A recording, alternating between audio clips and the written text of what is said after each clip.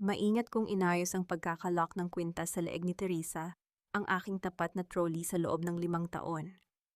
Ang diamanteng pendant nito ay kumikinang sa ilalim ng mga ilaw ng vestry ng simbahan ng San Agustin, tila ba sumasalamin sa kislap ng tagumpay. Naakala ko ay abot kamay ko na sa araw ng aking kasal. Pirmahan mo na itong transfer papers, Trinidad, bago pa mag-umpisa ang koro sa labas. Hindi ka karapat-dapat magdala ng apelidong Villalobos kung mananatili kang gahaman sa sarili mong kumpanya. Ang tinig ni Doña Teodora Villalobos ay tila isang malamig na hampas ng asero sa aking mukha. Nakatayo siya sa aking harapan hindi bilang isang mapagmahal na biyenan, kundi bilang isang negosyanteng naniningil ng utang na kailanman ay hindi ko kinuha. Inilapag niya sa ibabaw ng aking traje de boda ang isang itim na folder na naglalaman ng kasunduang ilipat ang 51% ng Roxas Logistics sa pangalan ng kaniyang anak. Pumasok si Teodoro sa silid, hindi suot ang ngiti ng isang lalaking nasasabik pakasalan ng kaniyang mahal, kundi ang mukha ng isang taong naggagaslight sa kaniyang biktima. Trini babe, let's be rational. Utang na loob mo sa amin ang class na tinatamasa mo ngayon. Roxas is just a name of stevedores and truck drivers. Kung gusto mong maging bahagi ng pamilya namin, kailangang patunayan mong mas mahalaga ang pag-ibig kaysa sa pera. Ramdam ko ang bawat segundo ng pag-ikot ng tadhana sa loob ng maliit na silid na iyon. Ang bawat sakripisyo ko sa loob ng 5 taon, ang mga gabing hindi ako natulog para isalba ang kanilang mga nabaon sa utang, na ari-arian ang bawat bilyong pisong ipinasok ko sa bulsa ng mga Villalobos, ay tila naging isang malaking biro. Isang malalim at nakamamatay na rasyonalidad ang biglang bumalot sa aking isipan. Ang Trinidad na marunong magmahal ay tila dahan-dahang namatay at ang lumabas mula sa kanyang abo ay isang reynang gawa sa asero at lohika. Ang pag-ibig ay isa lamang palpak na business plan na hindi ko na balak ituloy. Sa loob ng 10 segundo ang bawat himaymay ng aking puso ay naging kasing tigas ng diamante sa aking leeg. Hindi ako iiyak sa harap ng mga kenken na ito. Sa halip gagamitin ko ang kanilang kasakiman upang sunugin ang kanilang sariling kaharian. Gusto nyo ng pirmahin ka, ha? Ang aking boses ay pumailan lang kasing lamig ng yelo at walang kahit anong panginginig. Tinitigan ko si Teodora ng diretso sa kanyang mga mata hanggang sa makita ko ang bahagyang pag-atras ng kanyang kumpiyansa. Ibibigay ko sa inyo ang gusto nyo, not because I'm weak, but because you are no longer worth my time. Kinuha ko ang gintong panulat mula sa kamay ni Teodoro. Sa isang mabilis at dutkwat na galaw nilagdaan ko ang bawat pahina. Ang bawat guhit ng aking pangalan ay tila isang sumpa na nakaukit sa papel. Ngunit bago ko bitawan ang panulat, dahan-dahan kong hinubad ang aking engagement ring.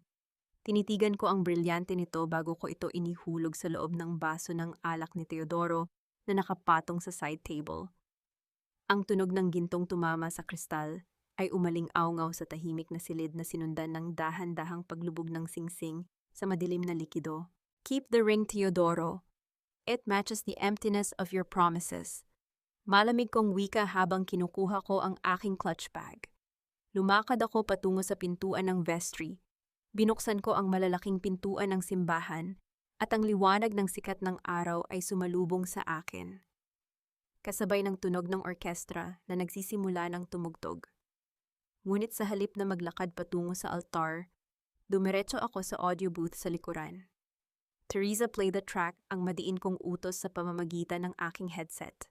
Sa loob ng isang saglit, ang buong simbahan ay napuno hindi ng musikang pangkasal, kundi ng malinaw na recording ng pag-uusap ni Teodora at Teodoro kagabi, ang kanilang plano na ubusin ang Roxas Logistics at itapon ako pagkatapos ng kasal.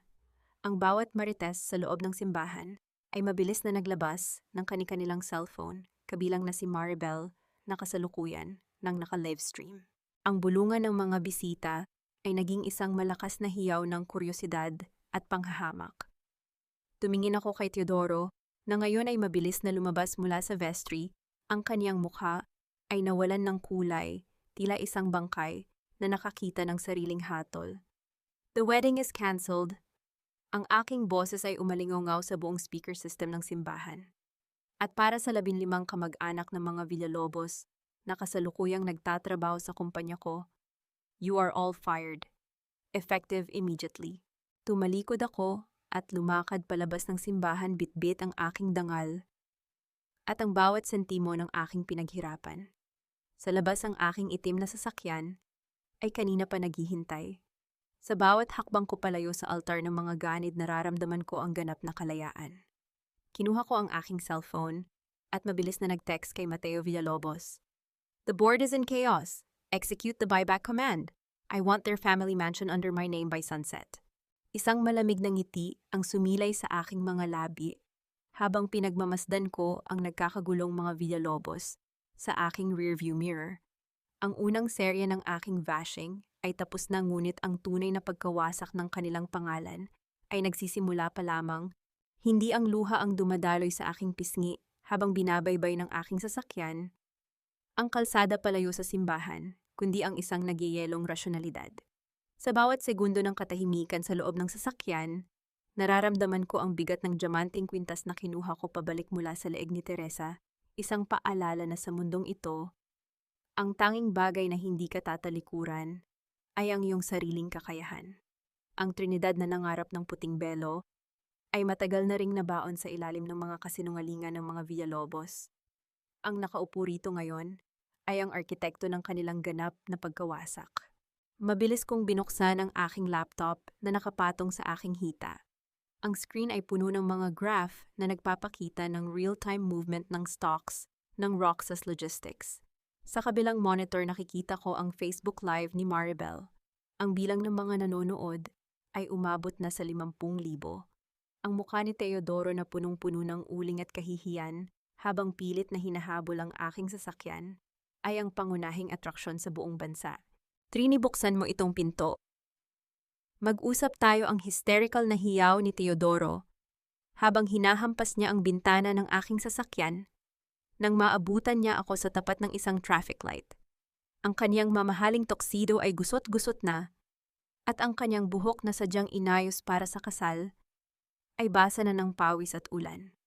Dahan-dahan kong ibinaba ang bintana sapat lamang upang makita niya ang kislap ng aking mga mata na walang kahit anong bakas ng awa. "Teodoro, let's be professional. Ang kasal ay isang kontrata at dahil sinira niyo ang trust clause bago pa man tayo makarating sa altar, ang deal ay void." Malamig kong wika. "Huwag mo nang sayangin ang hininga mo sa pagsigaw. Mas kailangan mo iyan para ipaliwanag sa mga supplier natin kung bakit ang kaisa-isang kumpanyang nagbibigay sa inyo ng credit line ay kasalukuyan nang pinuputol ang inyong connection. You can't do this, Trini, utang na loob mo sa amin ang lahat. Ang image mo, ang status mo sa alta sosyedad, kami ang nagbigay niyan sa iyo." Ang pasigaw na boses ni Doña Teodora nakakadating lang din hingal na hingal habang inaalalayan ng kanyang mga tauhan. Isang mapait na ngiti ang sumilay sa aking mga labi. "Status image. Ang status nyo ay nakatayo sa ibabaw ng utang na ako ang nagbabayad. Doña Teodora, ang image nyo ay tila isang marupok na pader na pininturahan ng ginto. Ngayong tinanggal ko na ang suporta, panoorin nyo kung paano kayo guguho sa sarili nyong putikan." Itinaas ko ang aking cellphone at ipinakita sa kanila ang isang email confirmation. "Ang 15 pinsan, tito at pamangkin mo na pinasok mo sa kumpanya ko, lahat sila ay nakatanggap na ng termination notice sa kanilang corporate email. Ang mga security guards sa Roxas Logistics ay may instruction na huwag silang papasukin kahit para kumuha ng personal na gamit. Everything inside that building is now under forensic audit." "Hayop ka, Trinidad. Sinisira mo ang pamilya ko," ang hiyaw ni Teodoro habang pilit na binubuksan ang pinto ng sasakyan, ngunit mabilis na humarurot ang aking driver nang mag-green ang light. Naiwan silang mag-ina sa gitna ng kalsada, pinaliligiran ng mga taong kumukuha ng video at nagbubulungan. Ang tunog ng mabilis na pagtibok ng aking puso ay hindi dahil sa takot, kundi sa isang matinding kwikam. Ito ang unang pagkakataon sa loob ng 5 taon na naramdaman ko ang tunay na katarungan. Pagdating ko sa head office ng Roxas Logistics, sinalubong ako ng isang nakabibinging katahimikan.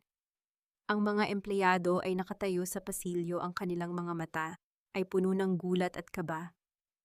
Lumakad ako patungo sa boardroom, ang bawat hakbang ng aking matitigas na takong ay tila isang hatol na umalingaw-ngaw sa buong gusali.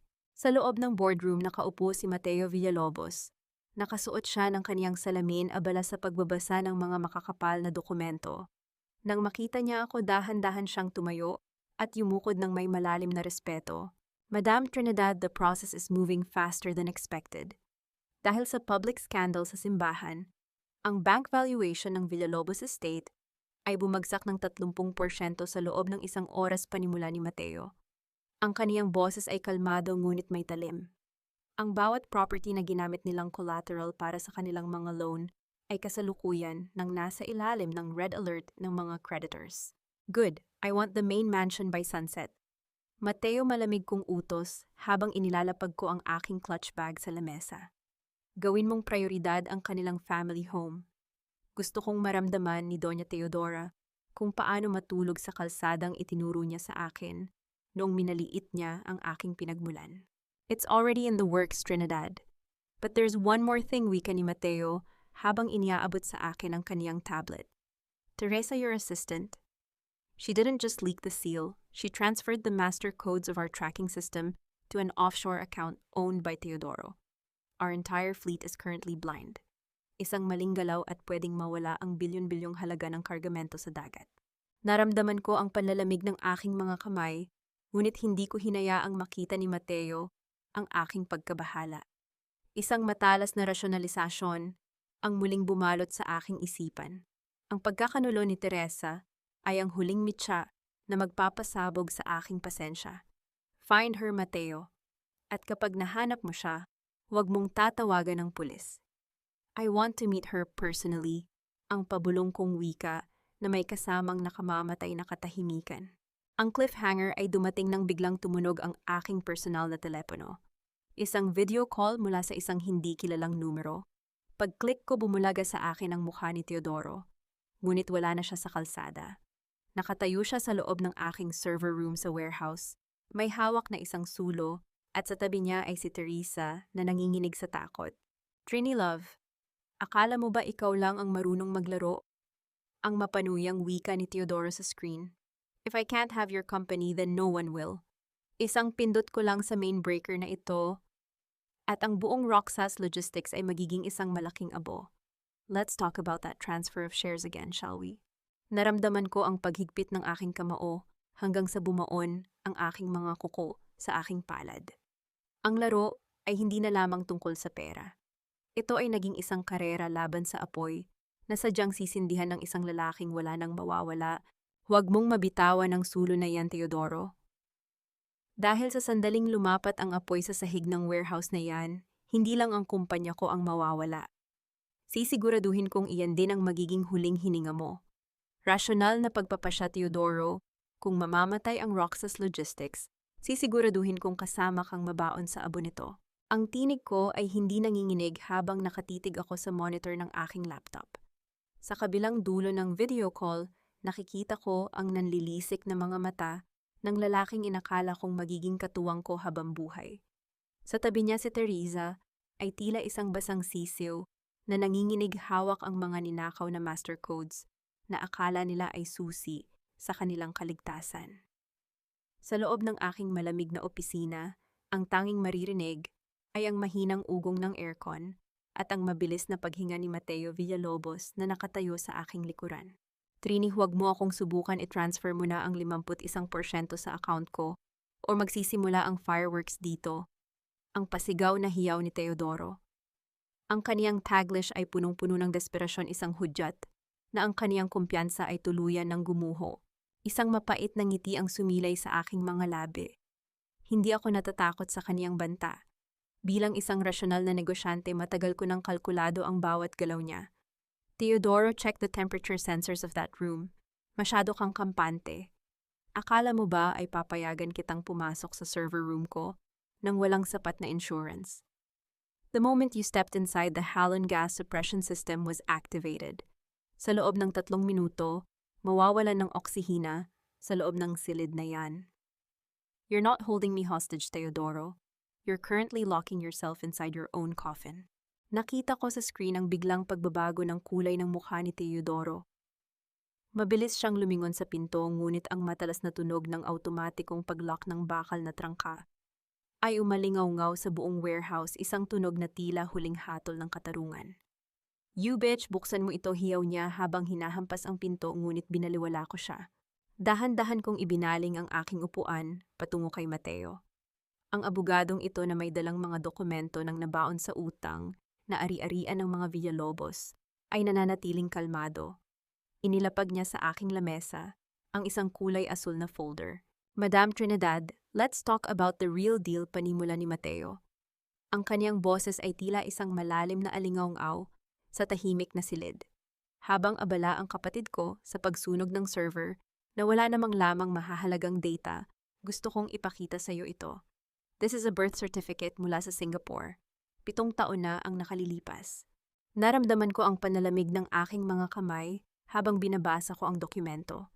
Ang pangalan ng bata ay sadyang itinago, ngunit ang pangalan ng ama ay malinaw, Teodoro Villalobos, at ang ina isang pamilyar na pangalan na nagpabitak sa aking rational na balute. Serafina, ang pabulong kong tanong. Ang aking dating sekretarya, ang babaeng pinalayas ko kanina, ay may anak na kay Teodoro bago pa man kami ikasal. Ang buong 10 taon ng aming pagsasama ay isang dambuhalang kasinungalingan na sadyang isinulat upang gamitin ang aking talino at yaman. Teodoro was never yours, Trinidad. He was just a pawn for Doña Teodora to keep the Roxas money flowing, dagdag ni Mateo habang dahan-dahang tinatanggal ang kaniyang salamin. At tungkol naman sa akin, I am the illegitimate son of Esteban Villalobos, ang kapatid sa labas na itinago nila sa dilim. I'm here because I want my share of the throne, and you are the only one who can give it to me. Tinitigan ko si Mateo. 2 itinapon, 2 sugatan, at 2 taong handang sumunog ng isang buong angkan para sa katarungan. Ang rasyonal na Trinidad ay nakakita ng isang perpektong alyansa, ngunit may isang bahagi ng aking isipan ang nagbibigay ng babala. Ang taong handang mag-traidor sa sarili niyang dugo ay maaari ring mag-traidor sa akin. So anong plano natin? Attorney, tanong ko, ang aking boses ay naging mas matalas pa kaysa sa aircon ng silid. Tutulungan kitang makuha muli ang kumpanya ng buo. I will provide the legal leverage to put Teodora and Teodoro behind bars for life. But in return, I want 40% of the logistics fleet once the restructuring is done, sagot ni Mateo, habang iniaabot ang isang baso ng whiskey sa akin. Hindi ko kinuha ang baso. Tinitigan ko ang monitor kung nasaan ang mukha ni Teodoro na ngayon ay hirap na sa paghinga sa loob ng server room.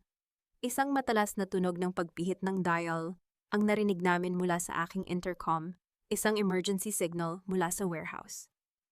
Madam, may mga hindi kilalang lalaki na pumasok sa likod ng warehouse. Hindi sila tauhan ni Teodoro, ang pasigaw na boses ng aking head of security. Ang cliffhanger ay dumating nang biglang mag-flash ng pula ang lahat ng monitor sa aking opisina. Isang mensahe ang lumitaw sa gitna ng screen na nag-override sa lahat ng aking commands. The Queen is dead. Long live the new management. Naramdaman ko ang paghinto ng pag-ikot ng mundo. Ang dead man switch na ininstall ko kanina ay na-bypass. Tumingin ako kay Mateo at nakita ko ang isang mabilis na pagdaan ng isang ngiting tila nanunuya sa aking talino. Trinidad, bulong ni Mateo habang dahan-dahang tumatayo. Sabi ko sa iyo, sa pamilyang ito, ang bawat alyansa ay may nakatagong mitya. And you just handed me the master key. Sa labas ng aking opisina, narinig ko ang mabibigat na yabag ng mga sapatos na papalapit. Ang tunog ng pagpihit ng seradura ng aking pinto ay tila isang hudyat na ang kaisa-isang kuta na akala ko ay ligtas ay tuluyan na ring naging bitag. Huwag mong isiping nanalo ka na, Mateo.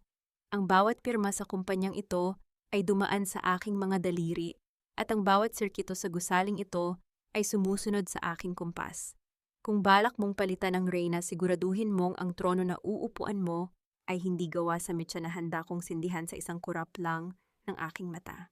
Ang boses ko ay kasing lamig ng hanging nanggagaling sa kailaliman ng isang libingan habang nakatitig ako sa mga mata ni Mateo. Sa kabila ng mga pulang monitor na nag-aanunsyo ng aking pagkatalo, nanatili akong nakatayo ng tuwid. Hindi ako nanginig. Ang Wednesday na martir ay matagal ko nang ibinaon. Ang kaharap niya ngayon ay ang arkitekto ng kaniyang sariling katarungan. Ang bawat tibok ng aking puso ay tila isang mabilis na algorithm na nagkakalkula ng susunod kong galaw. Isang matunog na pagtawa ang kumawala kay Mateo habang dahan-dahan siyang lumalapit sa akin. Inilapag niya ang kanyang tablet sa aking lamesa kung saan nakikita ang live feed ng mga sheriff na kasalukuyang pumapasok sa main lobby ng Roxas Logistics. Trinidad, let's be rational. Ang pamilya Villalobos ay tila isang malaking linta na sumisipsip sa yaman mo sa loob ng 5 taon. I simply did what you couldn't do, I cut the cord, wika ni Mateo sa kanyang mapagmataas na Taglish. The NBI is downstairs, pero hindi sila narito para kay Teodoro. Narito sila para sa iyo dahil sa ebidensyang itinanim ni Teresa sa iyong personal na account bago siya nawala sa warehouse. Naramdaman ko ang isang matalas na rationalization sa aking isipan. Ang bitag ay hindi lamang para sa mga Villalobos. Ang bitag ay idinisenyo upang gawin akong pain habang kinukuha ni Mateo ang control sa buong fleet. Ang tunog ng pagpihit ng doorknob ng aking opisina ay tila isang malakas na kulog na nagpatahimik sa paligid. Bumukas ang pinto at pumasok ang mga opisyal ng National Bureau of Investigation, kasunod si Maribel na hindi tumitigil sa pag-record gamit ang kanyang cellphone. Ang kislap ng kanyang camera ay tila mga sampal ng kahihiyan na sadyang idinisenyo para sa aking pagbagsak. Trinidad Roxas, you are under arrest for large-scale estafa and corporate sabotage, ang malamig na wika ng opisyal. Tumingin ako kay Mateo, pagkatapos ay sa screen kung nasaan si Teodoro, na kasalukuyang nawawalan na ng malay sa loob ng server room dahil sa halon gas. Isang malamig na ngiti ang sumilay sa aking mga labi, isang ngiting tanging ang mga taong handang sumabog ang nakakaunawa. Officer, bago niyo ako pusasan, pakitingnan muna ang timestamp ng bawat transaction na sinasabi ni Attorney Villalobos, mahinahon kong wika, habang dahan-dahan kong itinataas ang aking kanang kamay na may suot na isang maliit na smart ring. Mateo, you're good at law, but you suck at network security. Ang master key na kinuha mo, it's a honeypot. Ang bawat file na binuksan mo kanina ay kasalukuyan nang nag-u-upload ng iyong sariling IP address sa main server ng Anti-Money Laundering Council. Nanlaki ang mga mata ni Mateo. Ang kaniyang kumpiyansa ay tila isang basong kristal na biglang nagkaroon ng dambuhalang bitak. Anong sinasabi mo, ang nauutal niyang tanong? I am a financial engineer, Mateo. I build systems that defend themselves, patuloy ko habang dahan-dahang lumalapit sa kanya. Sinasabi mong ikaw ang bagong management. Well, check your own bank account. In exactly 30 seconds, ang bawat sentimong nilaunder mo mula sa pondo ng mga Villalobos ay automatikong ililipat sa trust fund ng mga manggagawang tinanggal mo kanina. The Queen isn't dead, Mateo. She just upgraded her firewall. Ang katahimikan sa loob ng opisina ay naging kasing bigat ng tingga. Ang tunog ng mabilis na paghinga ni Mateo ay narinig ng lahat, habang sabay-sabay na tumunog ang mga notification sa cellphone ng mga pulis. Ang slap face ng katarungan ay dumating ng mabilis. Hindi sa anyo ng isang sampal, kundi sa anyo ng isang digital warrant na lumitaw sa bawat screen sa loob ng silid. Mateo Villalobos, you are also being detained for cyber espionage and accomplice to fraud, ang madiin na wika ng opisyal, habang nilalagyan ng posas ang abogadong akala ay siya ang hari ng laro. Habang kinakaladkad sila palabas, tumingin ako sa bintana, kung saan tanaw ang buong lungsod ng Makati. Ang gabi ay madilim, ngunit ang kislap ng mga ilaw ay tila mga diamanteng muli kong nabawi. Ang rasyonal na Trinidad ay nakaramdam ng isang matinding kwikam, ang kasiyahan ng paghinga ng malaya matapos ang isang dekada ng pagkakasakal. Ngunit bago ako tuluyang makapagpahinga, isang mahinang tunog ng pagpihit muli ng pinto ang narinig ko. Pumasok si Teresa, duguan ang mukha at may hawak na isang lumang envelope. Ang kaniyang mga mata ay puno ng isang nakapangingilabot na takot. Madam, Trinidad, patawad ang pabulong at nanginginig na tinig ni Teresa. Hindi lang pera ang kinuha nila sa iyo. Ang bata, ang anak niyo ni Teodoro sa Singapore, hindi siya nawawala. At si Doña Teodora, binalak niya itong ligpisin ngayong gabi upang walang matirang bakas ng iyong dugo sa pamilyang ito. Naramdaman ko ang panlalamig ng aking mga kamay. Ang laban ay hindi na lamang tungkol sa kumpanya. Ito ay naging isang karera laban sa kamatayan ng kaisa-isang buhay na itinuring kong kayamanan. Ang cliffhanger ay dumating nang biglang bumukas ang telebisyon sa aking opisina. Ang balita ay tungkol sa isang malaking sunog sa isang private villa sa Iloilo, ang lugar kung nasaan ang lahat ng lihim na dokumento ng mga Villalobos. At sa gitna ng apoy nakita ko ang isang anino ng isang matandang babae na may hawak na rosaryo, tila ba hinihintay ang kaniyang huling hininga. Geronimo, ihanda ang helicopter, ang madiin kong utos sa kaisa-isang taong nananatiling tapat sa akin sa anino. Dahil sa gabing ito sisiguraduhin kong ang tanging magiging abo ay ang pangalang Villalobos, hindi ang ugong ng ilis ng helicopter ang nagpapadaloy ng adrenaline sa aking mga ugat, kundi ang isang nagyayalong rasyonalidad.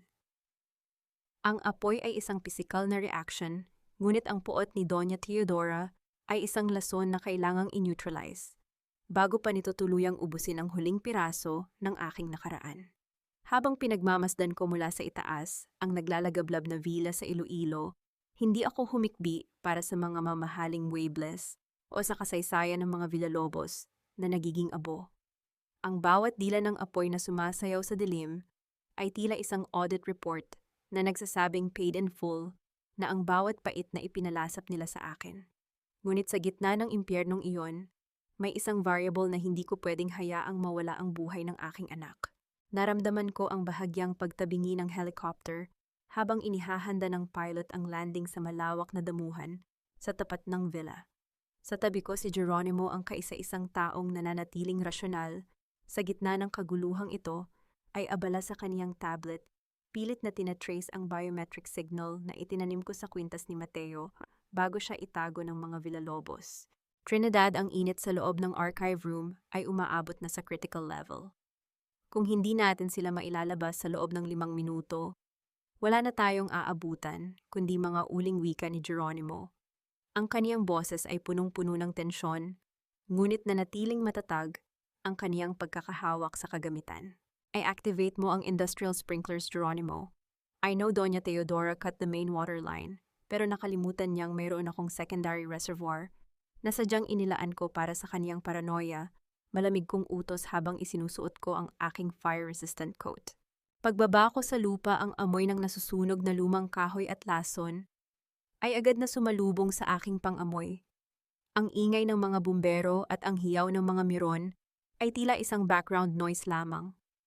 Sa harap ng pintuan ng villa nakita ko si Maribel. Ang kaniyang cellphone ay nakataas pilit na kinukuha ang bawat detalye ng trahedya para sa kaniyang livestream. Ayan na guys, ang nagbabalik na si Trinidad Roxas. Papasok siya sa loob para iligtas ang kaniyang anak o para makuha ang huling diwa ng mga Villalobos. Stay tuned, ang matinis na boses ni Maribel na sadyang nakakarindi sa pandinig. Nilagpasan ko siya nang hindi binibigyan ng kahit isang sulyap. Ang marites na katulad niya ay walang lugar sa isang misyong nangangailangan ng precision. Trinidad, huwag kang pumasok, guguho na ang istruktura ang hiyaw ng isang bumbero, ngunit binaliwala ko siya. Ginamit ko ang aking master keycard sa emergency side entrance. Ang tunog ng pagpihit ng bakal na pinto ay tila isang hudyat ng katarungan. Sa loob, ang makapal na usok ay tila isang itim na kumot na nagtatago sa bawat kasinungalingan ng pamilyang ito. Narating ko ang archive room. Doon nakita ko si Doña Teodora. Nakaluhod siya sa harap ng isang dambuhalang vault, yakap-yakap ang mga gintong bar at mga dokumento habang ang apoy ay dahan-dahang pinaliligiran siya. Ang kaniyang mga mata ay nanlilisik sa kabaliwan. Akin ito, lahat ng ito ay pinaghirapan ko ang hysterical niyang hiyaw habang pilit niyang isinusubo ang kaniyang mamahaling perlas. Tila ba takot na manakaw ito ng kamatayan? Teodora, stop the drama. Ang gintong yakap mo ay kasalukuyan nang natutunaw dahil sa init. Logic dictates na kapag nanatili ka riyan, ikaw ang magiging pinakamahalagang uling sa kasaysayan ng Iloilo. Malamig kong wika habang hinahanap ng aking paningin ang kinaroroonan ni Mateo. Wenda, nahanap mo kami, isang mahinang tinig ang narinig ko mula sa ilalim ng isang mabigat na lamesang nara. Lumabas si Mateo, ang kaniyang maliit na mukha ay punong-puno ng uling, ngunit ang kaniyang mga mata ay kasing talas ng sa akin. Hindi siya umiiyak. Ang aking anak ay lumaking may disiplina ng isang Roxas. Mabilis ko siyang binuhat. Naramdaman ko ang kaniyang mabilis na tibok ng puso, isang ritmo na nagpaalala sa akin kung bakit ako lumalaban. You murderer, isasama kita sa impyerno, sigaw ni Theodora habang nagtatangka siyang sumugod sa akin, ngunit isang malakas na tunog ng pagkabali ng kisame ang pumagitna sa amin. Isang dambuhalang tipak ng semento ang bumagsak sa tapat niya na naghiwalay sa amin ng tuluyan. Enjoy your throne of ashes, Theodora, ang huli kong hirit bago ko hinarap ang labasan. Nang makalabas kami sa villa, sinalubong kami ng mga flash ng camera at ang amoy ng sariwang hangin. Inabot ko si Mateo kay Geronimo at hinarap ko ang mga awtoridad na kanina pa naghihintay. Officer, ang bawat dokumentong tinangkang sunugin ni Theodora ay may digital backup sa server ko. I am officially pressing charges for attempted murder and economic sabotage, wika ko ng may awtoridad. Biglang tumakbo si Teodoro patungo sa akin mula sa kalsada. Mukha siyang basang sisiw, punong-puno ng pagsisisi ang kaniyang mukha. Trini, Mateo, salamat sa Diyos at ligtas kayo. I'm sorry, love. Nabulag lang ako ni Mama. Pwede na nating simulan muli, di ba, para sa bata? Tinitigan ko siya ng diretso sa mata. Ang rasyonal na Trinidad ay nakaramdam ng isang matinding pandidiri. Simulan muli, Teodoro, check your status. You are currently bankrupt, homeless, at kasalukuyang under investigation para sa pakikipagsabwatan kay Mateo Villalobos. Ang tanging bagay na sisimulan mo ngayon ay ang iyong sentensya sa loob ng rehas. Isang malakas na sampal ang ibinigay ko sa kanya, isang sampal na narinig ng bawat taong naroon, kabilang na ang libo-libong nanonood sa live stream ni Maribel. Ang tunog ng aking palad na tumama sa kanyang pisngi ay tila huling pako sa kabaong ng aming pagsasama. Yan ay para sa 6 na taon na hinayaan mong magdusa ang anak ko habang nagpapakasasa ka sa yaman ko, madiin kong wika. Habang kinakaladkad ng mga pulis si Teodoro at ang kanyang ina na nailabas din mula sa guho, tumingin ako sa kalangitan. Ang araw ay nagsisimula ng sumikat sa abot-tanaw ng Iloilo. Ang Imperio de Roxas ay tuluyan ng gumuho, ngunit ang T-Empire ay kasalukuyan ng itinatayo sa ibabaw ng katotohanan. Ang cliffhanger ay dumating nang biglang lumapit sa akin si Teresa, ang aking dating trolley. May hawak siyang isang maliit na recorder na nakuhanan niya mula sa bag ni Doña Teodora bago sumiklab ang sunog. Madam, Trinidad, may isa pa kayong dapat malaman, ang nanginginig na tinig ni Teresa. Ang factory explosion 6 na taon na ang nakalilipas, hindi iyon aksidente. At ang taong nag-utos na ilagay ang bomba sa loob, hindi si Doña Teodora. Ang tunay na mastermind ay ang taong kasalukuyang may hawak ng Bay Group ng mga abogado nyo. Naramdaman ko ang panlalamig ng aking mga kamay. Dahan-dahan kong ibinaling ang aking tingin kay Geronimo na kasalukuyang karga ang aking anak. Ang kanyang ngiti ay tila biglang nagbago mula sa pagiging tapat na kakampi. Ito ay naging isang mapanuyang kislap ng isang hunter na sa wakas ay nakuha na ang kaniyang premyo. Ready to go home. Trinidad, ang kaniyang baritonong boses ay umalingaw-ngaw sa aking pandinig, tila ba isang babala ng isang bagong digmaang nagsisimula pa lamang. Hindi ang panginginig ng aking kalamnan ang nagdidikta sa daloy ng aking dugo sa mga sandaling ito, kundi ang isang nagyayelong rasyonalidad. Sa mundo ng mga bilyonaryo, ang kaisa-isang taong hindi mo dapat pagkatiwalaan ay ang taong nag-abot sa iyo ng kamay noong ikaw ay nalulunod. Tinitigan ko ang mga mata ni Geronimo, ang abogadong nagligtas sa akin sa selda, ang lalaking karga-karga ang aking anak ngayon. Ang kanyang ngiti ay tila isang perpektong selyo sa isang kontratang sadyang idinisenyo upang ubusin ang huling hibla ng aking pagkatao. Kung siya ang humila ng 6 na taon na ang nakalilipas, ibig sabihin, ang bawat luha ko ay bahagi lamang ng kaniyang investment plan. Dahan-dahan kong inabot ang aking kamay upang kunin si Mateo mula sa kanya. Pinanatili ko ang aking mukha na blanco, walang kahit anong emotion na maaaring gamitin ni Geronimo upang basahin ang aking susunod na hakbang. Ang Wednesday na nagpapadala sa bugso ng damdamin ay matagal nang nabaon sa ilalim ng mga guho ng sinunog na villa. Salamat sa pagliligtas sa kaniya, Geronimo. O baka dapat kitang tawaging Attorney Mateo Villalobos, ang aking boses ay pumailan lang sa gitna ng ingay ng mga sirena kasing talas ng isang bagong hasang processor. Rasyonal na pag-iisip, attorney. Bakit mo ililigtas ang kaisa-isang ebidensya na maaring magdiin sa iyo sa krimen ng factory explosion. Napatigil si Geronimo. Ang kaniyang mapanuyang ng ngiti ay bahagyang nabitak tila isang salaming tinamaan ng isang matalas na bato. Dahan-dahan niyang ibinaba si Mateo sa tabi ko. Lumingon siya sa paligid sinisiguradong ang mga pulis ay abala sa pagpapakalma kay Doña Teodora na kasalukuyan ng isinasakay sa patrol car. Trinidad. Let's be professional, wika ni Geronimo sa kaniyang baritonong boses na punong-puno ng autoridad. Teodora Villalobos was a weak matriarch. She used your talent, but she didn't have the guts to finish the job. I simply accelerated the process. Ang factory explosion, it was a necessary write-off. Kailangang mawala ang mga lumang utang ng pamilya Roxas upang makapagsimula ako ng isang bagong management at ikaw ang pinaka-logical na choice para maging mukha ng kumpanyang iyon. Choice o baka kagamitan. Malamig kong tugon habang dahan-dahan kong kinakalikot ang aking smartwatch. Sinasabi mong ginawa mo ang lahat ng ito para sa akin. Na ang pagkakakulong ko ng 6 na taon sa kaisipang namatay ang anak ko ay bahagi lamang ng iyong business strategy. Dinala kita sa Rurok, Trinidad. Look at you now, you are the owner of T-Empire. You have the wealth, the power, and your son. Ang pasigaw na hiyaw ni Geronimo, ang kaniyang pa-victim na tono, ay muling lumabas pilit na ipinapamukha na siya ang tagasagip at ako ang walang utang na loob. Isinakripisyo ko ang sarili kong pangalan. Nanatili ako sa anino ni Teodora para lang protektahan ka. Isang mapait na tawa ang kumawala sa aking mga labi. Lumapit ako sa kanya, ang bawat hakbang ko ay tila isang martilyo na tumatapos sa kanyang dula. Geronimo, check your audit trail.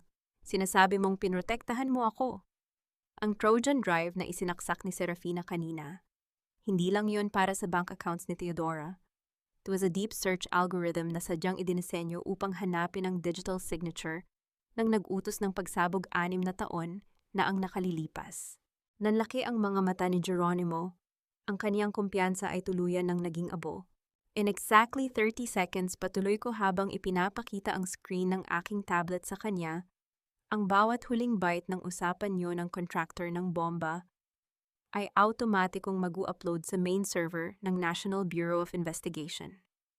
You didn't use me to destroy the Villalobos family, Geronimo. I used your greed to lure you out of the shadows. Ang bawat tulong mo, ang bawat pagliligtas mo, it was just data gathering for me. Ang katahimikan sa pagitan namin ay naging kasing bigat ng asero. Ang tunog ng mabilis na paghinga ni Geronimo ay narinig ng lahat habang sabay-sabay na tumunog ang mga notification sa cellphone ng mga pulis na nasa paligid. Ang slap face ng katarungan ay dumating ng mabilis. Hindi sa anyo ng isang sampal, kundi sa anyo ng isang posas na lumapat sa kaniyang pulso mula sa likuran. Mateo Villalobos, also known as Geronimo, you are under arrest for multiple counts of arson, murder, and high-level corporate fraud. Ang madiin na wika ng opisyal ng NBI. Habang kinakaladkad siya palabas, tumingin si Geronimo sa akin sa huling pagkakataon. Ang kaniyang mga mata ay puno ng puot at pagkamangha. You're a monster, Trinidad. Mas malala ka pa kay Teodora. Hindi ako monster, Mateo. I am just a mother who finally finished the audit of her life. Ang huli kong hirit bago ko siya tuluyan tinalikuran. Niyakap ko si Mateo ng mahigpit. Ang init ng kaniyang maliit na katawan ay tila muling bumuo sa aking wasak na pagkatao. Naramdaman ko ang kaniyang mahinang paghinga sa aking leeg, isang ritmo na mas mahalaga kaysa sa bilyon-bilyong halaga ng T-Empire. Ngunit sa gitna ng aking pasasalamat, isang mahinang tunog ng pagpihit ng gulong ang narinig ko mula sa likuran. Isang itim na van ang mabilis na huminto sa tapat namin. Bumukas ang pinto at lumabas si Teresa, ang aking dating trolley. Ang kaniyang mukha ay nababalutan ng isang nakapangingilabot ng ngiti. Madam Trinidad, huwag kayong magmadali sa inyong victory party. Ang pabulong na wika ni Teresa, habang itinataas niya ang isang remote control. Ang factory explosion 6 na taon na ang nakalilipas. Mayroon itong Part 2, at ang mitya, it's currently hidden under the foundations of your new T-Empire headquarters sa Makati. Isang pindot ko lang at ang lahat ng pinaghirapan nyo ay magiging abo kasama ng libu-libong empleyado nyo. Naramdaman ko ang panlalamig ng aking mga kamay. Ang laban ay hindi pa pala tapos. Ito ay naging isang karera laban sa oras sa sentro ng aking bagong kaharian. Ang cliffhanger ay hindi ang banta ni Teresa. Ito ay ang katotohanang sa screen ng aking tablet. Nakita ko ang isang live feed mula sa aking opisina sa Makati. Naroon si Rosalinda, ang aking anak, na 13 taong gulang, kasalukuyang pumasok sa loob ng gusali upang hanapin ang kanyang ina. 10 minuto Trinidad, nakangising wika ni Teresa. 10 minuto para pumili ang kumpanya mo o ang panganay mong anak. 9 minuto at 48 segundo. Yan ang natitirang oras bago tuluyan nang maging alabok ang bawat pangarap na itinayo ko sa gitna ng lungsod ng Makati. Habang mabilis na kumukurap ang mga pulang numero sa aking tablet, nanatiling matatag ang aking pagkakahawak sa malamig na palad ni Mateo. Hindi ang takot ang nagpapatakbo sa aking sistema, kundi ang isang nagyayelong rasyonalidad. Ang bawat bomba ay may trigger, at ang bawat trigger ay may sirkito na ako mismo ang nagdisenyo. Kung iniisip ni Teresa na gagamitin niya ang buhay ng aking anak upang paluhurin ako, nagkakamali siya. Sa gabing ito, ituturo ko sa kanya na ang pinakamaling tao na maaari mong traidorin ay ang babaeng marunong mag-format ng iyong buong pagkatao. Madam Trinidad, huwag ka nang mag-isip ng kahit anong technical loophole, ang nakakangilong tinig ni Teresa habang lalong hinihigpitan ang hawak sa remote control.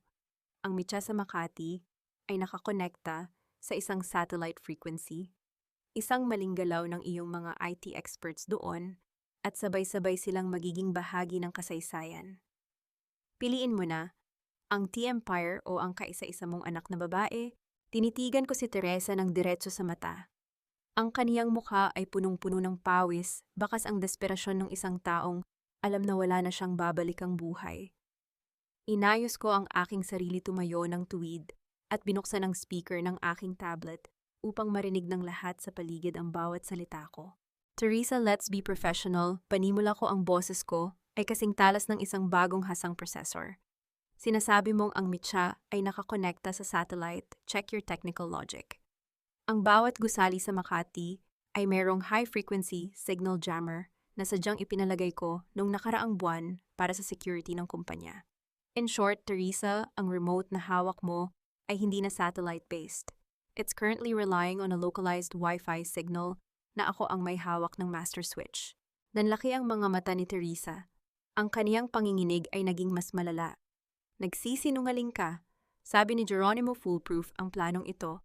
Geronimo ang lalaking kasalukuyan nang nilalagyan ng posas. Isang mapait na ngiti ang sumilay sa aking mga labi. Hindi mo ba napansin na bago ako arestuhin kagabi, may dinala akong bagong server rack sa opisina? It wasn't for data storage, Teresa. It was a localized EMP and electromagnetic pulse emitter. Sa isang pindot ko lang dito sa aking smartwatch, ang bawat electronic trigger sa loob ng gusaling iyon ay mag-show short circuit bago pa man makarating ang signal mo. Huwag mong subukan, Trinidad, hiyaw ni Teresa habang mabilis niyang pinindot ang button sa kaniyang remote. Ang katahimikan sa paligid ay naging nakabibingi. Ang tunog ng pagpihit ng mga mekanismo sa aking tablet ay ang tanging boses na namayani. Sa screen nakita ko si Rosalinda na dahan-dahang lumalabas ng lobby ng T-Empire, inaalalayan ng aking mga tapat na security personnel. Walang pagsabog na naganap, walang usok na pumailan lang sa langit ng Makati. Ang tanging nagliyab ay ang kumpas ng katarungan sa aking mga kamay. Diagnostic complete.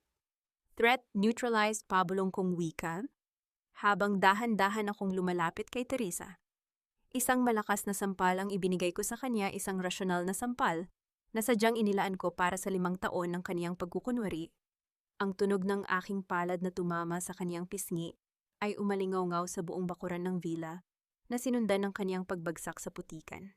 Yan ay para sa pagtatangkang gamitin ng anak ko, madiin kong wika, habang nakatingin sa kanya ng may pandidiri. You were never a partner, Teresa.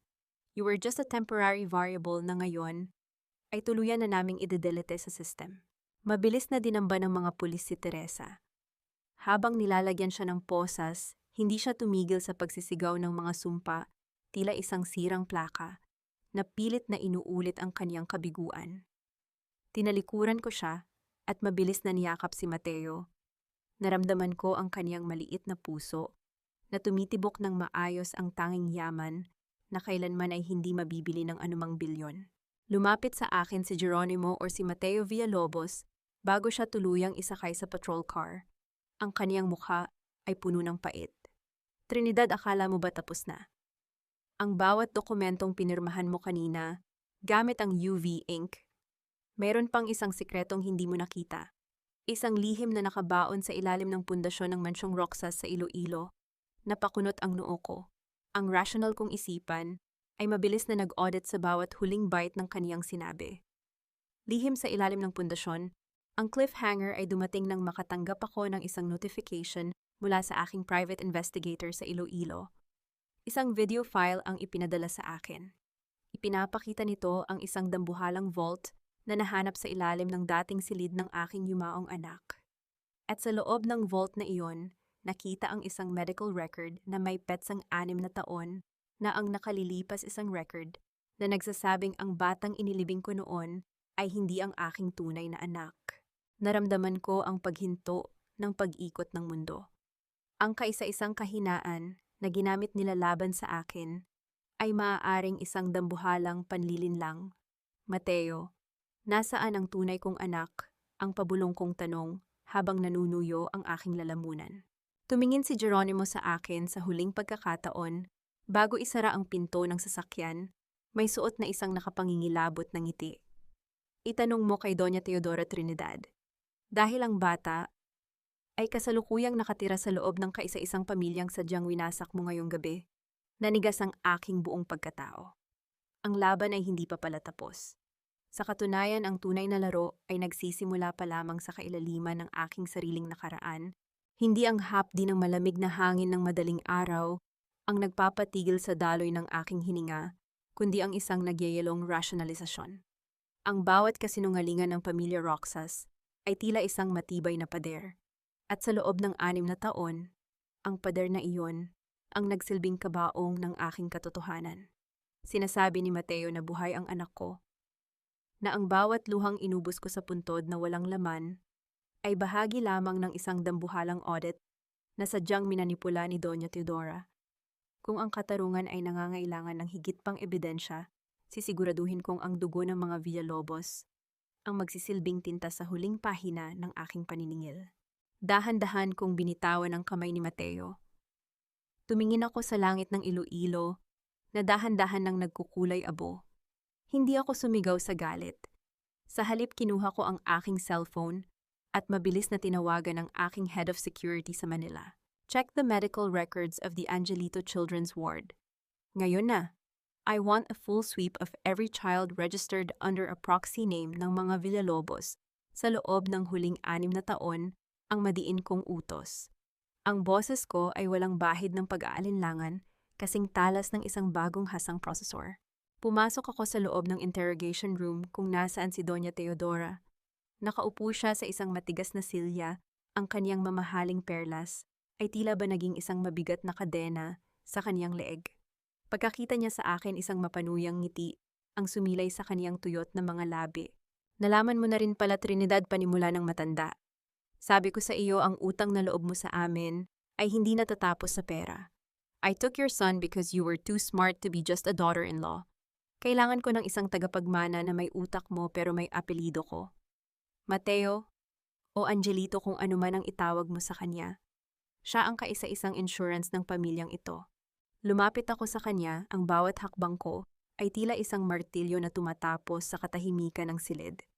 Hindi ko siya sinampal, masyadong mababa ang pisikal na pananakit para sa katarungang binuo ko. Inilapag ko ang aking tablet sa harap niya kung saan nakikita ang live feed ng kaniyang mga bank accounts na kasalukuyan ng ginagawa ng zero. Teodora, let's be rational. Ang kaisa-isang dahilan kung bakit hindi pa kita tuluyang binubura sa mundong ito ay dahil kailangan ko ang lokasyon ng anak ko, wika ko ang aking boses, ay kasing lamig ng yelo. Pero check your logic. Ang bawat segundo ng pananahimik mo ay katumbas ng 1 taon sa loob ng maximum security prison. At ang perang itinago mo para sa kinabukasan ng tagapagmana mo, I just rerouted it sa fund ng mga manggagawang pinatay nyo sa factory. In short, Theodora, you are no longer a queen. You are just a bankrupt inmate with no leverage. Nawala ang ngiti ni Theodora. Ang kaniyang panginginig ay nagsimulang lumitaw mula sa kaniyang mga daliri hanggang sa kaniyang buong katawan. You need me to find him. I don't need you, Theodora. I only need your pattern's malamig kong tugon. In-audit ko na ang bawat biyahe mo. Ang bawat shipment ng asukal sa Hacienda Roxas ay may kasunod na delivery ng mga baby supplies patungo sa isang pribadong orphanage sa Guimaras. Isang orphanage na pag-aari ng isang shell company na ikaw ang primary shareholder. Masyadong predictable ang iyong kasamaan. Biglang bumukas ang pinto at pumasok ang isang pulis. Ang mukha ay punong-puno ng pagkabahala. Madam Trinidad, may problema po. Si Teodoro, ang inyong dating asawa.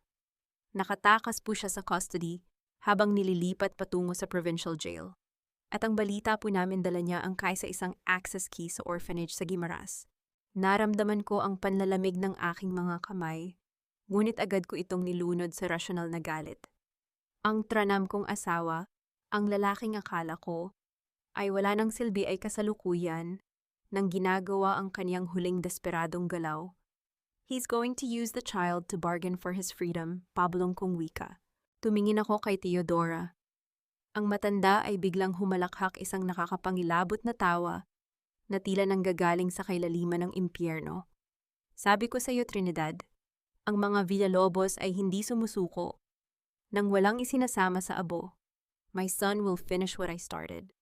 Isang pindot lang niya sa electronic lock ng orphanage na iyon, and the entire facility will go into a lockdown that no hacker, not even you, can open for 48 hours. Walang pagkain, walang tubig, walang hangin. Ang cliffhanger ay dumating nang makatanggap ako ng isang video call mula kay Teodoro. Sa screen nakita ko siya sa harap ng isang dambuhalang bakal na pinto sa Guimaras. At sa kaniyang tabi nakita ko ang isang maliit na batang lalaki na may kaisa-isang bituin sa kaniyang balikat ang aking anak. Trini love, long time no see ang mapanuyang wika ni Teodoro habang hawak ang isang granada. I heard you're the new owner of the company. Well, I want to trade. Your entire empire, your signature on a full pardon, and a private flight to Switzerland. Or bibigyan ko ang anak natin ng isang napakasabog na reunion. Naramdaman ko ang mabilis na pagtibok ng aking puso, ngunit ang aking isipan ay nagsimula ng bumuo ng isang bagong algorithm. Ang digmaan ay hindi na tungkol sa yaman. Ito ay tungkol sa kaisa-isang sirkito na nag-uugnay sa aking nakaraan. Teodoro, malamig kong wika, habang binubuksan ko ang control panel ng aking T-Empire satellite network. You forgot one thing. I am the one who installed the security systems for that orphanage.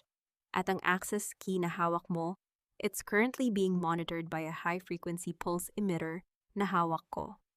Don't bluff me, trinihiyaw ni Teodoro habang inihahanda ang paghila sa mitsa. Tinitigan ko ang monitor. Isang matalas na rasyonalisasyon ang dumaan sa aking isipan. Upang iligtas ang aking anak, kailangan kong isakripisyo ang kaisa-isang bagay na nagbibigay sa akin ng kapangyarihan. Ang rational na Trinidad ay napilitang gumawa ng isang desisyong walang lohika. Fine, Teodoro. I'll give you the empire. I'll sign everything. Pero bago ko gawin yon, pakitingnan mo ang tracking light sa dibdib mo. Isang pulang tuldok ang lumitaw sa tuxedo ni Teodoro.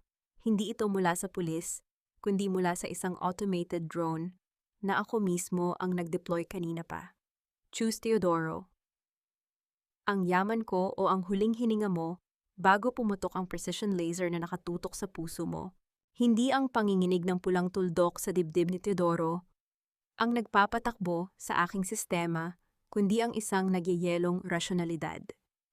Ang isang takot na tao ay mas delikado kaysa sa isang armadong sundalo. Dahil sa kaniyang desperasyon, wala na siyang sinusunod na lohika. Habang nakatitig ako sa monitor ng aking command center, pinagmamasdan ang bawat butil ng pawis na dumadaloy sa mukha ng lalaking dati kong pinangakuan ng habambuhay. Nakatapatan naramdaman ko ang isang matinding kwikam. Hindi ito galit. Ito ay ang pakiramdam ng isang auditor na sa wakas ay nakita ang huling discrepancy sa isang bilyon-bilyong halaga ng kasinungalingan. Trini, patayin mo itong drone na ito, I'm not joking. Papasabugin ko itong orphanage na ito, ang hysterical na hiyaw ni Teodoro sa screen. Ang kaniyang mga mata ay nanlilisik, ang kaniyang kamay na nakahawak sa granada ay nanginginig ng labis. Ang batang si Mateo ay nakatayo sa kaniyang tabi, walang kibo, ang mga mata ay nakapako sa pulang ilaw na sumasayaw sa tuxedo ng kaniyang ama. Teodoro, let's be rational, ang boses ko ay pumailan lang sa kaniyang earpiece, kasing lamig ng aserong dumaan sa yelo. Ang granadang hawak mo, it's an old model from the Villalobos security cache. Ang bawat pampasabog na pag-aari ng pamilya nyo ay mayroong RFID tag na ako mismo ang nagre-register 6 na taon na ang nakalilipas. In short, Teodoro, I already remotely locked the firing pin of that grenade 5 minutes ago. You're not holding a weapon. You're holding a very expensive piece of scrap metal. Napatigil si Teodoro. Tinitigan niya ang granada sa kaniyang kamay, pagkatapos ay tumingin siya sa drone na dahan-dahang lumalapit sa kanya. Ang kaniyang kumpiyansa ay tila isang basong kristal na biglang nagkaroon ng dambuhalang bitak. Nagsisinungaling ka. You're just trying to play with my head, sigaw niya. Ngunit sinubukan niyang hilahin ang mitsa. Walang nangyari. Ang bakal ay nanatiling matigas selyado ng digital na kumpas ng aking talino. Isang mapait na tawa ang kumawala sa aking mga labi habang dahan-dahan akong lumalabas mula sa anino ng helicopter. Nakakalapag lang sa damuhan ng gimaras. Ang hangin ay amoy asukal at lason, isang pamilyar na timpla ng aking nakaraan. Lumakad ako palapit sa kanya, ang bawat hakbang ng aking matitigas na takong sa semento ay tila isang hatol na umaalingaw sa buong orphanage. Ang pagkakaiba natin, Teodoro, ay ito. Ikaw umaasa ka sa dahas para makakuha ng respeto. Ako ginagamit ko ang sining ng accounting para burahin ang pagkatao mo, wika ko, habang humihinto ako sa harap niya. You wanted my empire? Well, check your phone. Ang bawat dokumentong pinirmahan ko kanina gamit ang UV ink ay kasalukuyan nang nag-activate ng isang reverse lien. Sa madaling salita, Teodoro, hindi mo nakuha ang kumpanya ko. Ang nakuha mo ay ang lahat ng personal na utang ni Doña Teodora sa bawat underground bank sa Macau. You didn't just inherit a crown, you inherited a death warrant. Nabitawan ni Teodoro ang granada. Ang tunog ng pagtama ng bakal sa semento ay tila huling palakpak ng kaniyang pagkatalo. Bumagsak siya sa kaniyang mga tuhod, umiiyak ng parang isang batang nawalan ng bait. Trini, please, I'm sorry, I loved you, Trini. Nalinlang lang ako ni Mama ang kaniyang pagmamakaawa habang pilit niyang inaabot ang dulo ng aking puting coat. Mabilis kong hinila ang aking damit palayo sa kaniyang maruming kamay. Ang pandidiri sa aking mga mata ay sapat na upang mapatahimik ang kaniyang mga hikbi. Huwag mo nang dungisan ang pangalan ng pag-ibig, Teodoro. You loved the money, you loved the power I gave you, but me, I was just a ghostwriter for your life. At ngayong gabi tinatapos ko na ang script mo. Lumapit ang mga pulis at mabilis na nilagyan ng posas ang lalaking akala ay siya ang bida sa gabing ito. Habang kinakaladkad siya palabas, nilapitan ko si Mateo. Dahan-dahan ko siyang binuhat, nararamdaman ang kaniyang maliit na tibok ng puso na tumatama sa aking dibdib. Sa unang pagkakataon sa loob ng 6 na taon, ang rasyonal na Trinidad ay nakaramdam ng isang bahagyang init, hindi mula sa apoy, kundi mula sa katotohanang nabawi ko na ang kaisa-isang yaman na hindi kayang i-audit ng kahit na sino. Mommy, pabulong na tanong ng bata. Yes, baby, everything is under control. Now sagot ko habang hinahalikan ng kaniyang noo. Nang makaalis ang lahat, pumasok si Geronimo sa loob ng pasilyo. Ang kaniyang mukha ay seryoso, tila may dalang balitang mas matalas kaysa sa mga salitang binitawan ko kanina. Trinidad, we have a situation, bulong ni Geronimo. Inabot niya sa akin ang kaniyang tablet. Ang Bantoatuan Unia na pinirmahan mo sa simbahan. Ang UV ink mo ay gumana, yes. Pero may isang clause doon na hindi mo nakita dahil nakatago ito sa ilalim ng mismong selyo ng pamilya Roxas. Napakunot ang noo ko. Ang rasyonal kong isipan ay mabilis na nagre-reboot. Anong clause? Ang bawat asset ng Roxas Logistics ay hindi lamang nakatali sa iyo, kundi sa isang silent heir na itinalaga ng tatay mo 30 taon na ang nakalilipas. Isang tagapagmana na kasalukuyang may hawak ng 70% ng iyong capital assets. At ang pangalan niya, tumigil ang tibok ng puso ko nang makita ko ang pangalan sa screen. Hindi ito si Teodora, Hindi rin si Geronimo.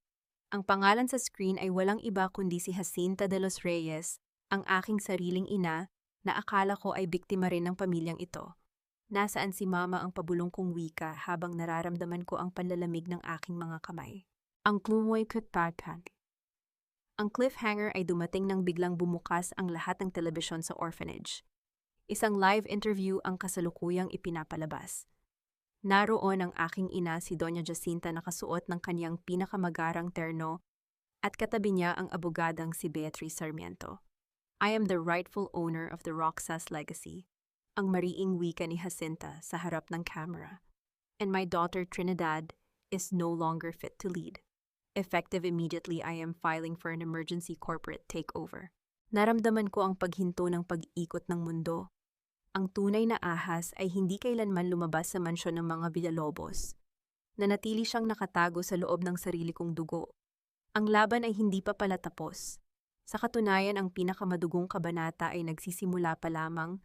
Hindi ang pagpikit ng mga mata ni Jacinta sa harap ng camera ang nagpapatakbo sa aking diwa, kundi ang isang nagyayelong rasyonalidad. Ang laso na nanggagaling sa sariling dugo ay ang pinakamahirap i-neutralize dahil hindi mo inaasahang ang mismong sinapupunang pinanggalingan mo ang magiging mitya ng iyong pagkawasak. Habang pinagmamasdan ko ang aking ina na nag-a-acting sa telebisyon, suot ang kanyang pinakamagarang terno at ang mukhang tila biktima, naramdaman ko ang isang matinding kwikam. Hindi ito lungkot. Ito ay ang pakiramdam ng isang auditor na sa wakas ay nakita ang pinakamalaking butas sa kaniyang personal na audit. Dahan-dahan kong ibinaba si Mateo sa tabi ni Geronimo. Walang panginginig sa aking mga daliri. Inayos ko ang aking pulang suit, pinapagpagan ng alabok ng gimaras na tila ba tinatanggal ko ang huling bakas ng pagiging anak sa aking pagkatao. Geronimo, ihanda ang sasakyan. Pupunta tayo sa mansyon, malamig kong utos. Kung gusto ni Mama na maging reyna, sisiguraduhin kong ang trono niya ay nakatayo sa ibabaw ng gumagalaw na buhangin. Pagdating namin sa Mansyon Villalobos na kasalukuyan ng ina-auction at technically ay pag-aari na ng T-Empire, bumulaga sa akin ang isang nakapangingilabot na eksena. Si Doña Jacinta ay nakaupo sa gitna ng sala, umiinom ng mamahaling tsaa, habang si Beatriz Sarmiento ay abala sa pag-aayos ng mga dokumento sa harap niya. Welcome home, Trinidad, panimula ni Mama. Ang kaniyang boses ay punong-puno ng huwad na malasakit. Huwag mo akong tingnan ng ganyan. Ginagawa ko lang ito para sa ating pamilya. Masyado ka nang naging matigas, anak. Nakalimutan mo na ang utang na loob mo sa akin na nagluwal sa iyo. Sabi ni Beatriz, kailangang bawiin ang control bago mo patuluyang ubusin ang yaman ng mga Roxas sa iyong mga eksperimento. Lumakad ako palapit sa kanya nang walang kahit anong kaba. Ang bawat hakbang ng aking matitigas na takong sa marmol ay tila isang hatol na umaalingaw-ngaw sa buong silid. Inilapag ko ang aking tablet sa harap ng kaniyang tasa ng tsaa. Mama, let's be rational. Ang 70% ng capital assets na sinasabi mo, it was a conditional trust na itinalaga ni Papa 30 taon, na ang nakalilipas, wika ko. Ang boses ko ay kasing talas ng isang surgical blade. Nakalimutan mo yata ang Section 8. Ang sinumang tagapagmana na mapapatunayang may kinalaman sa moral turpitude o pakikipagsabwatan sa mga kaaway ng kumpanya ay automatikong madidiskwalipika. At ang mga utang mo sa kasino sa Macau na binayaran ni Doña Teodora, it's all documented here. Nabitawan ni Jacinta ang kaniyang kutsara. Ang tunog ng bakal na tumama sa porselana ay tila ang huling hininga ng kaniyang kumpiyansa. Nagsisinungaling ka, ang hysterical niyang hiyaw, habang pilit na inaagaw ang tablet. I am your mother. Wala kang karapatang gawan ako ng audit. Wala kang karapatang tawagin ang sarili mong ina matapos mong hayaang mabulok ang anak ko sa orphanage para lang sa iyong luho, malamig kong tugon. Diyan ka magaling, Jacinta. Ang magpanggap na banal habang ang kaluluwa mo ay nakasanla na sa lason. Dahan-dahan kong kinuha ang mop at timba na sadyang iniwan ng mga cleaners sa tabi ng pinto. Inabot ko ang mga ito sa kanya. Ang rasyonal na Trinidad ay walang balak na magmura. Ang kailangan ko ay makita siyang mahiya sa harap ng kanyang sariling kasakiman. Diyan ka magaling, di ba? Ang maglinis ng dumi ng ibang tao para mapagtakpan ang sarili mong baho, wika ko, habang itinuturo ko ang sahig. Starting tomorrow, ang mansyong ito ay magiging shelter na para sa mga inabandunang kababaihan. At ikaw, you can stay here. Pero hindi bilang may-ari. Magiging bahagi ka ng janitorial staff upang bayaran ang bawat sentimong ninakaw mo sa kumpanya. You monster, hindi mo magagawa ito sa akin ang singhal ni Jacinta, habang dahan-dahang lumalapit si Beatrice upang protektahan siya. Ngunit bago pa makapagsalita ang abogada, pumasok si Mateo/Geronimo, dala ang isang desusing folder. I'm afraid she can, Attorney Sarmiento. Dahil ang lupang kinatatayuan ng mansyong ito, hindi ito kasama sa kumpanya. It's registered under a private title na ipinangalan ni Trinidad sa kaniyang sarili kaninang alas 8 ng umaga gamit ang kaniyang buyback clause. Ang sampal ng katarungan ay dumating nang makita ni Jacinta ang kaniyang sariling pangalan na wala sa listahan ng mga residente. Ang tunog ng kaniyang mabilis na paghinga ay naging isang mahina at kaawa-awang hikbi. Ang katarungan ay hindi laging madugo. Mama, pabulong kong wika sa kaniyang tainga sapat na upang siya lang ang makarinig. Minsan ito ay dumarating sa anyo ng isang mop at balde. Enjoy your new position. Ang cliffhanger ay dumating nang biglang mag-flash ng emergency alert ang lahat ng cellphone sa silid. Ang balita ay tungkol kay Teodoro Villalobos, na kasalukuyan nang nailipat sa provincial jail, ngunit may isang huling banta siyang binitawan sa kaniyang live hearing. Hindi niyo nakuha ang lahat. Ang master encryption ng T-Empire. It's not with Trinidad, it's with the child. Isang maling code lang mula sa kaniyang kwintas at ang buong satellite network nyo ay mag-auto-destruct. Naramdaman ko ang panlalamig ng aking mga kamay. Tumingin ako kay Mateo na karga ni Geronimo, ang kwintas na suot niya, ang huling sirkito na kailanman ay hindi ko in-audit. Hindi ang kaba ang nagpapabilis sa tibok ng aking puso habang nakatitig ako sa kumikislap na pulang ilaw sa kwintas ni Mateo, kundi ang isang matalas at nagyayelong rasyonalidad. Ang bawat sirkito ay may kahinaan, at ang bawat banta ay isang pagkakataon upang patunayan na ang talino ko ay hindi kailanman magiging bihag ng kahit sinong Villalobos. Sa mundong ito, ang takot ay para lamang sa mga taong hindi marunong mag-audit ng panganib. Habang ang lahat sa loob ng sala ay nagkakagulo, dahan-dahan kong inilabas ang aking frequency scanner. Ang Wednesday na martir ay matagal na ring nabaon. Ang kaharap nila ngayon ay ang babaeng gawa sa asero na handang basagin ang huling alas ng kaniyang mga kaaway. Geronimo, huwag kang gagalaw, ang madiin kong utos nang makita kong akmang hahawakan niya ang lock ng kwintas. Check the thermal signature on your tablet. Ang kwintas na iyan ay mayroong anti-tamper capacitor. Sa sandaling pilitin mong buksan ang lock ng walang tamang code, maglalabas ito ng sapat na boltahe upang ihinto ang puso ng anak ko. Naniga si Geronimo. Ang kaniyang mukha na dati ay puno ng kumpiyansa ay nabalutan ng isang nakapangingilabot na takot. Trinidad, why didn't know? Teodoro was the one who designed the hardware. I only provided the encryption. Isang malamig na tawa ang kumawala sa aking mga labi. Lumakad ako palapit sa kanya at kinuha si Mateo mula sa kaniyang mga bisig. Inilapag ko ang aking anak sa lamesa at mabilis na ikinonekta ang kaniyang kwintas sa aking laptop. Ang bawat pagpindot ko sa keyboard ay tila isang ritual ng katarungan. Ang Geronimo, let's be rational, wika ko habang tinititigan ko ang daloy ng data sa screen. Sinasabi mong wala kang alam. Pero ayon sa packet header ng code na ito, ang author ID ay nakapangalan sa iyong pribadong server sa London. You didn't just provide the encryption, you built the cage. You wanted to make sure na kahit makuha ko ang kumpanya, mananatili akong nakatali sa'yo dahil ikaw lang ang may hawak ng susi sa buhay ng anak ko. I did it to protect you, to ensure our future, ang pasigaw na hiyaw ni Geronimo. Ang kaniyang pa-victim na drama ay muling lumabas, pilit na ipinapamukha na ang kaniyang kasamaan ay bunga ng pag-ibig. Manipulation is not protection, Geronimo. It's a liability, malamig kong tugon. In-audit ko na ang encryption mo sa loob ng 10 segundo. Masyado kang kampante sa iyong Villalobos algorithm.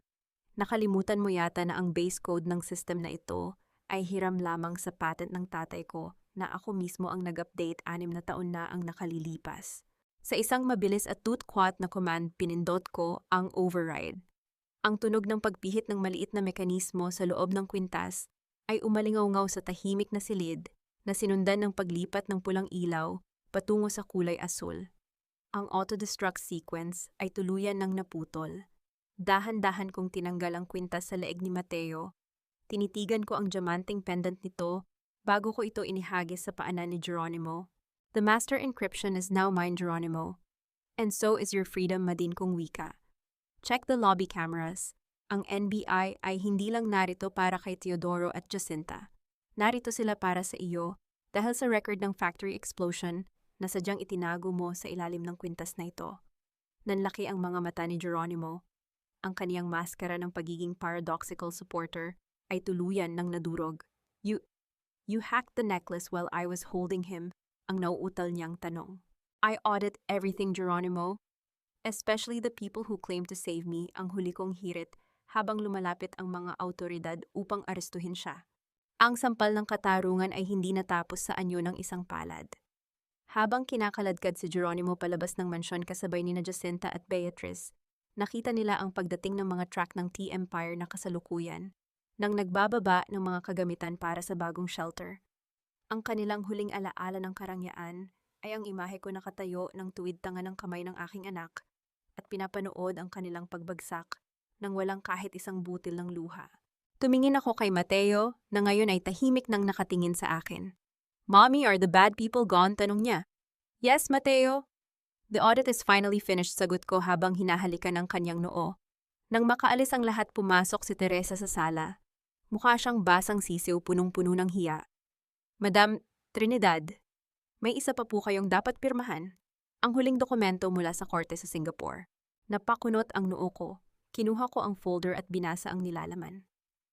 Ang aking hininga ay tila biglang huminto nang makita ko ang huling piraso ng katotohanan.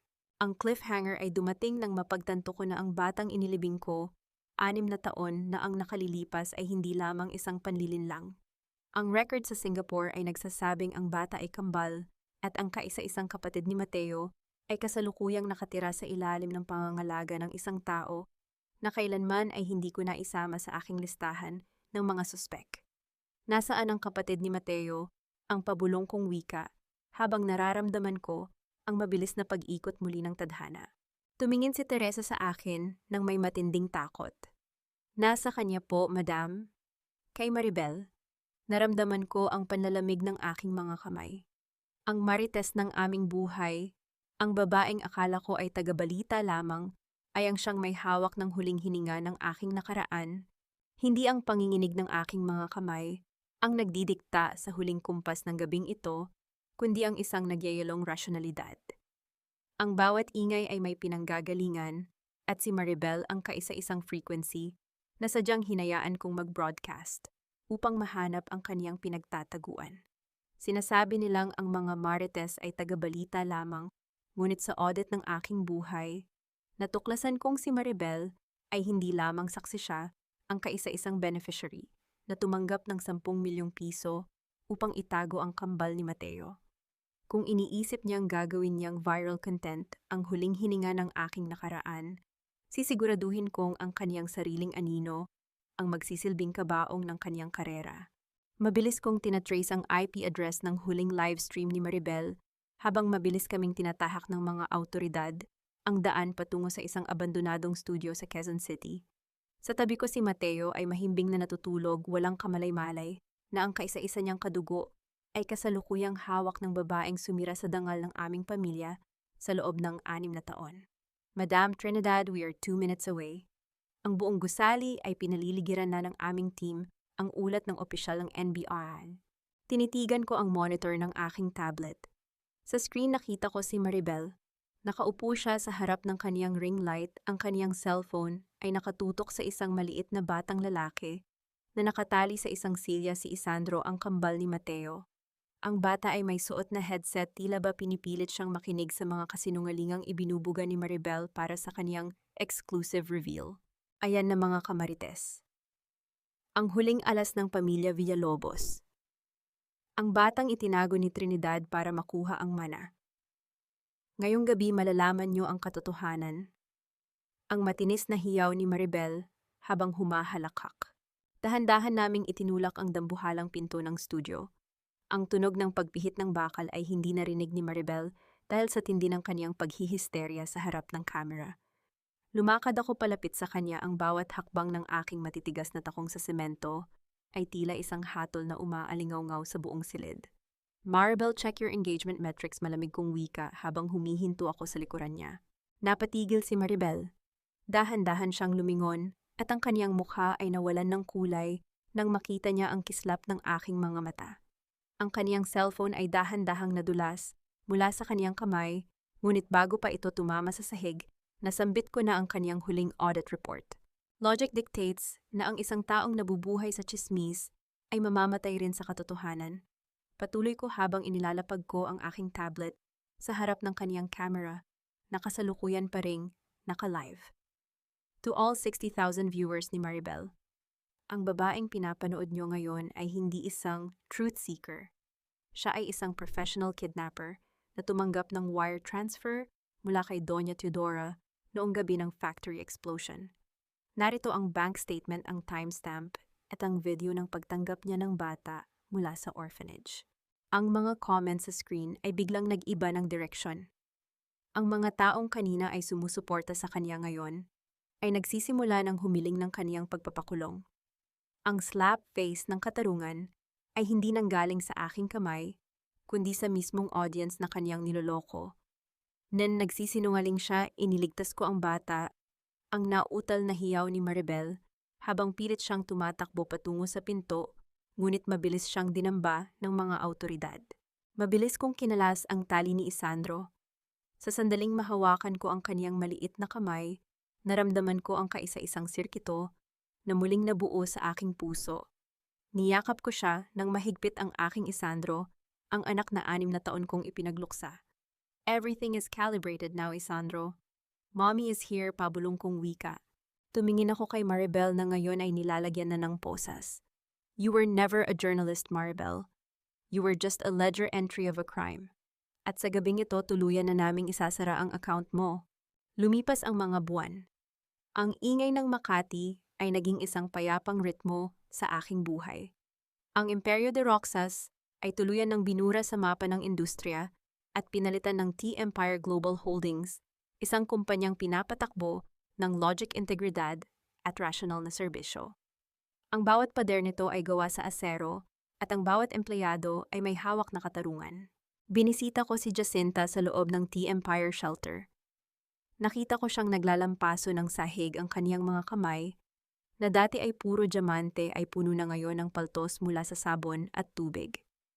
Nang makita niya ako, tumigil siya at yumukod ang kaniyang mukha ay puno ng hiyang kailanman ay hindi niya naisip na mararamdaman. Trinidad, anak, kailan mo ba ako papatawarin, ang kaniyang pabulong na tanong? Tinitigan ko siya ng blanko. Ang rational na Trinidad ay walang puwang para sa toxic forgiveness. Ang katarungan ay hindi kailanman nagbubukas ng pinto para sa mga taong sadyang sumira nito, Jacinta. Magpasalamat ka na may bubong ka pa sa itaas ng ulo mo. Ipagpatuloy mo ang paglilinis dahil iyan lang ang tanging paraan para mabawasan ang utang mo sa dangal ng pamilyang ito. Lumakad ako palabas ng shelter at sumakay sa aking sasakyan. Doon naghihintay ang aking 2 yaman, sina Mateo at Isandro. Ang aking kambal ay lumalaking malakas, matalino, at higit sa lahat malaya mula sa anino ng mga Villalobos. Nagtungo kami sa dalampasigan kung nasaan ang lumang asyenda na ngayon ay isa ng kooperatiba para sa mga manggagawa. Inilabas ko ang aking lumang singsing sa kasal mula sa isang maliit na velvet box. Ang brilyante nito ay kumikinang sa ilalim ng sikat ng araw. Hindi ko ito itinapon sa dagat. Masyadong rasyonal ang aking isipan para magtapon ng yaman. Inabot ko ito kay Mateo.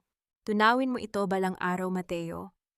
Gawin mong isang matibay na selyo para sa iyong sariling kumpanya, wika ko ng may matamis na ngiti. Gusto kong isuot nyo ang ginto ng inyong nakaraan bilang paalala na ang inyong ina ay lumaban at nanalo nang walang kahit isang butil ng luha. Tumingin ako sa abot tanaw kung saan ang araw ay dahan-dahang lumulubog sa Manila Bay. Wala na ang takot sa dilim. Wala na ang pangangailangang magtago sa ilalim ng ibang pangalan. Ang bawat pirma ko sa buhay ay akin na ngayon. Ang katarungan ay hindi isang bagay na hinihintay. Ito ay isang bagay na binubuo, pinoprotektahan, at higit sa lahat ini-audit bawat araw. At sa gabing ito habang yakap ko ang aking dalawang bituin, naramdaman ko ang ganap na kapayapaan, isang kapayapaang hindi binuo ng pag-ibig, kundi ng purong katotohanan at rasyonal na tagumpay. Tapos na ang huling audit, Isandro, bulong ko sa hangin. Ang huling pirma ay akin na.